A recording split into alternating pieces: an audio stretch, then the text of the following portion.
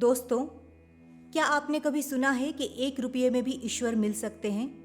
अगर आपने नहीं सुना तो ये कहानी आपके लिए है। कहानी एक अबोध बालक की जो 1 रुपये में ईश्वर को ढूंढने निकला है। लेकिन कहानी शुरू करने से पहले हमारे चैनल को सब्सक्राइब करना ना भूलें। 8 साल का एक बच्चा 1 रुपये का सिक्का मुट्ठी में लेकर एक दुकान पर जाकर कहता है, क्या आपके दुकान में ईश्वर मिलेंगे? दुकानदार ने ये सुनकर सिक्का नीचे फेंक दिया और बच्चे को निकाल दिया। बच्चा पास की दुकान में जाकर 1 रुपये का सिक्का लेकर चुपचाप खड़ा रहा। दुकानदार ने कहा, ए लड़के, 1 रुपये में तुम क्या चाहते हो? बच्चे ने कहा, मुझे ईश्वर चाहिए। क्या आपकी दुकान में ईश्वर मिलेंगे? दूसरे दुकानदार ने भी उसे भगा दिया, लेकिन उस अबोध बालक ने हार नहीं मानी।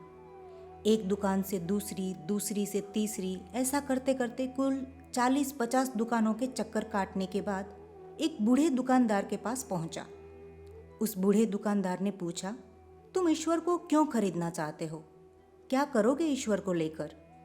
पहली बार एक दुकानदार के मुंह से ये प्रश्न सुनकर बच्चे के चेहरे पे आशा की किरणें लहराई।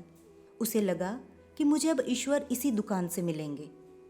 बच्चे ने बड़े उत्साह से उत्तर दिया, इस दुनिया में माँ के अलावा मेरा कोई नहीं है। मेरी माँ दिन भर काम करके मेरे लिए खाना लाती है, पर मेरी माँ अब अस्पताल में है। अगर मेरी माँ मर गई तो मुझे कौन खिलाएगा? डॉक्टर ने कहा है कि अब सिर्फ ईश्वर ही तुम्हारी माँ को बचा सकते हैं। क्या आपकी दुकान में ईश्वर मिलेंगे? दुकानदार ने कहा, हाँ मिलेंगे। कितने पैसे हैं तुम्हारे पास? बच्चे ने बोला, सिर्फ 1 रुपया है मेरे पास। दुकानदार ने कहा, कोई दिक्कत नहीं है, 1 रुपये में ही ईश्वर मिल सकते हैं। दुकानदार बच्चे के हाथ से 1 रुपया लेकर दुकान के अंदर गया और जाकर देखा कि उसके पास एक पानी के ग्लास के अलावा ऐसी कोई भी चीज़ नहीं है जो वो उस बच्चे को 1 रुपये में दे सके।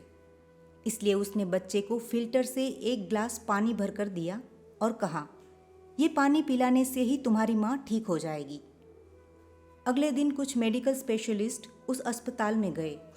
बच्चे की माँ का ऑपरेशन हुआ और बहुत जल्द ही वो स्वस्थ हो गई। डिस्चार्ज के कागज़ पर अस्पताल का बिल देखकर उस महिला के होश उड़ गए। डॉक्टर ने आश्वासन देकर कहा, टेंशन लेने की कोई बात नहीं है। एक वृद्ध सज्जन ने आपके सारे बिल चुका दिए हैं, साथ में एक चिट्ठी भी दी है। महिला चिट्ठी खोलकर पढ़ने लगी। उसमें लिखा था, मुझे धन्यवाद देने की कोई आवश्यकता नहीं है। आपको तो स्वयं ईश्वर ने ही बचाया है। मैं तो सिर्फ एक जरिया हूँ। यदि आप धन्यवाद देना चाहती हैं तो अपने अबोध बच्चे को दीजिए, जो सिर्फ 1 रुपये को लेकर नासमझों की तरह ईश्वर को ढूंढने निकल पड़ा। उसके मन में ये दृढ़ विश्वास था कि एकमात्र ईश्वर ही आपको बचा सकते हैं। विश्वास इसी को कहते हैं। ईश्वर को ढूंढने के लिए करोड़ों रुपए का दान करने की ज़रूरत नहीं होती। यदि मन में अटूट विश्वास हो तो वो 1 रुपये में भी मिल सकते हैं। तो दोस्तों, आपको हमारी कहानी कैसी लगी ये कमेंट करके ज़रूर बताइए। और ऐसी ही प्रेरणादायक कहानी सुनने के लिए हमारी चैनल को सब्सक्राइब करना ना भूलें और हमारे वीडियो को अधिक से अधिक लाइक और शेयर करें।